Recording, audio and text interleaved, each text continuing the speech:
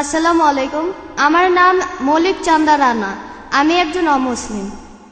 আমি আপনাকে প্রশ্ন করতে চাই যে মুসলিমদের সালার সাথে অন্য ধর্মের প্রার্থনাগুলোর মধ্যে পার্থক্য কি, যেমন পূজা এবং পার্বণ, আর সালাহ বাদে এইসব প্রার্থনাগুলোর মধ্যে কি কোনো রকম সমস্যা আছে? আপনি এখানে প্রশ্নটা করলেন যে পার্থক্যটা কি। আমরা মুসলিমরা যেভাবে প্রার্থনা করি আর অমুসলিমরা যেভাবে প্রার্থনা করে, যেমন পূজা, এখানে পার্থক্যটা কি? এখানে প্রধান পার্থক্যটা হলো আমরা যখন সালাহ আদায় করি সেটা করি আল্লাহ সুবহানাহু ওয়া তাআলার উদ্দেশ্যে, মহান স্রষ্টার উদ্দেশ্যে। আর মুসলিমরা আল্লাহ সুবহানাহু ওয়া তাআলাকে মেনে চলি। আল্লাহ সুবহানাহু ওয়া তাআলা বা সৃষ্টিকর্তা ধারণা সম্পর্কে আমি আগে লেকচার দিয়েছি। মহান সৃষ্টিকর্তার ধারণা, অন্যান্য ধর্মের অনুসারীরা তারা যার উপাসনা করে, তারা যাকে মহান স্রষ্টা বলে মানে, আমরা তাকে মহান স্রষ্টা বলে মানি না।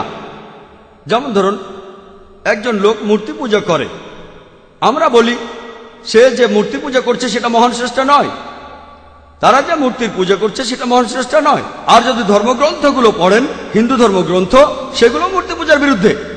তাই আমরা মুসলিমরা যা করব, আর পবিত্র কোরআনে বলছে তারা ইলা কালিমাতিন সাওয়াইন বাইনা ইয়া বাইনাকুম, আসো সেই কথায় যাহা তোমাদের এবং আমাদের মধ্যে এক। যদি কোনো হিন্দু লোক আমাকে জিজ্ঞেস করে আমি যদি মূর্তির পূজা করি তাহলে সেটা ঠিক না ভুল, আমি সেই লোককে বলবো, যদি আপনি পড়েন যজুর্বেদ 32 নম্বর অধ্যায়ের 3 অনুচ্ছেদ বলছে না তাস্তি প্রতিমা আস্তি, মহান সৃষ্টিকর্তার কোনো প্রতিমূর্তি বানানো যাবে না। আপনারা যেটা করছেন সেটা ভুল।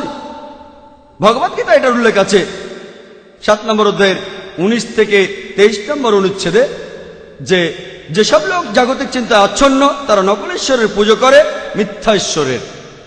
যারা মিথ্যা ঈশ্বরের পুজো করে তারপরও আমি তাদের ইচ্ছা পূরণ করি। যেসব লোক নকল বা মিথ্যা ঈশ্বরের উপাসনা করে আমি তাদের ইচ্ছা পূরণ করি। যারা মিথ্যা ঈশ্বরের পুজো করে তারা মিথ্যা ঈশ্বরের রাজত্বে যাবে, যারা আমার উপাসনা করে তারা আমার কাছে আসবে।